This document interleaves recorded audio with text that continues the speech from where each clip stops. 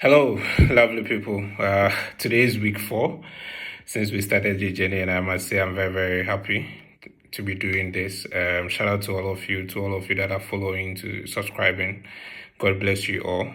Continue. We're almost getting to 1,000 followers on TikTok. Let's try and push, and then we can start with the live programs and other stuff. All right. So today we're going to talk about a very simple topic, that is the safe applications. Okay, I've jotted down 10 simple practices to help us apply pesticides safely. All right, so we'll just tune into it briefly. So firstly, we'll look at the label reading. All right, whenever you pick a pesticide, you need to read the label to understand the pesticide instructions, the dosage, the safety precautions, and the target pest. Remember in our last meeting, we learned that you don't just go and just buy any pesticides. You need to know what you are buying the pesticides for. So reading the label will give you the right information, the active ingredient, what the pesticide does and what it doesn't do. So that is a major thing. The second one has to do with your protective clothing, the PPEs to prevent your skin contact and inhaling this pesticide. There are some of us that even mix pesticides with our bare hands, spray without any protective clothing, and this is very bad to our health. And on the label, if you read the label, you realize that when you come into contact with your skin or with the eye, what you need to do and what will help you as first aid. Right quantity, you don't just measure any amount and start spraying. Some feels that, I use, the label is saying 100 ml, but I am doing 200 mils because that's what is, if we need to look at the right dosage. And then when you are doing trials on different dosage of that chemical, that can be done later. But if you're on the farm doing, if you're not doing trials, then please let's go with the right quantity, because understanding the right amount will avoid over application and then minimize the risk of drift. Wind direction, very, very important. We need to look at the weather of the day, and then it's about to rain. Are you in the rainy season, the time of day? And then the wind direction. Is it going to cause a lot of drift or not? Are you spraying against the wind, or you need to spray along the wind? Don't spray against the wind, because then the chemical bounces back to you and then it causes more effect onto you. So you need to spray along the wind and then minimize drift based on your level of the nozzle, how you handle the nozzle. Where to mix your chemicals, don't mix it near the water, so especially if there's a leak. Okay, fetch the water, go uphill and then to your farm and then do the mixing there. And when you are mixing, as I said, don't mix with your bare hands. So these are some of the things. Don't mix it right at the lakeside, because then you can contaminate the water body.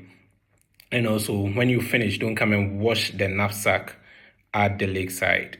Please wash it uphill.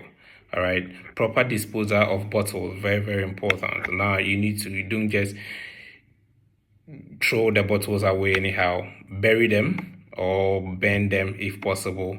All this can be seen on the label on what to do. Re-entry period. Re-entry period. Most of us, for example, you see there's a precaution when it comes to spraying like heavy insecticide or raid for mosquitoes. They tell you to stay away for 15 minutes before you re-enter the room. This is with all pesticides, even agricultural pesticides, right? So on the label, you see that some will tell you 12 hours, especially if it's a greenhouse. And even if it's an open field, there are some chemicals that you can't spray and still work within because of even the pungent smell that comes with it. Okay, Ranforce is one of the chemicals that has a very strong smell. If you spraying and working inside it is very dangerous. Yes, it's going to be very dangerous. Now looking at remove your clothes and then take a bath right afterwards. Wash yourself. Okay, wash yourself. Even before washing yourself, drink water immediately to flush your lungs and then wash yourself. Last but not the least, please, no eating while spraying. Yes, some people will say, oh God, I'm so hungry, I can just take a bite. No, do not eat whilst you are spraying. And when you finish spraying, take a bath, wash your hands thoroughly. If you can't take a bath rightly, wash your hands thoroughly before you take in any food.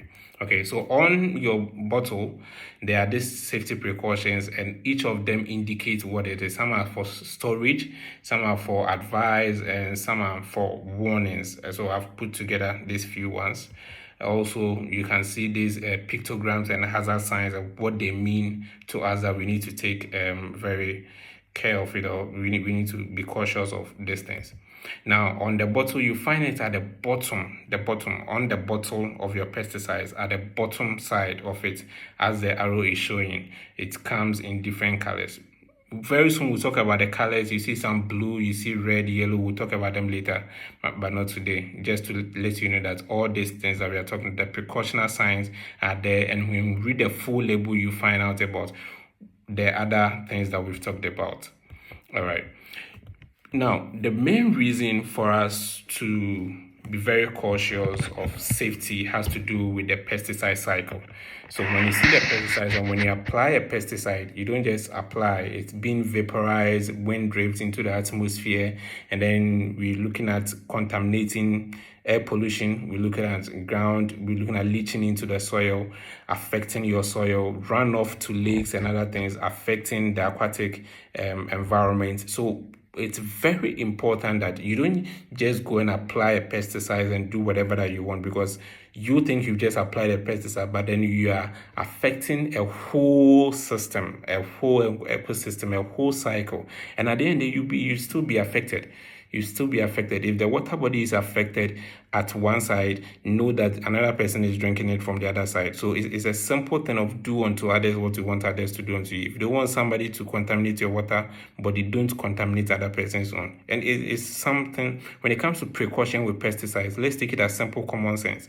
All right. Okay, so you can see from the picture there, this explains why we need to be very, very cautious with safe application.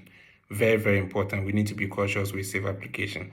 All right, so we're going to end here because the video has been long, more than I expected. All right, so we're going to end here, and then next week we're going to talk about the worlds of pesticide, the benefits and worlds of pesticides. Catch you. Shalom.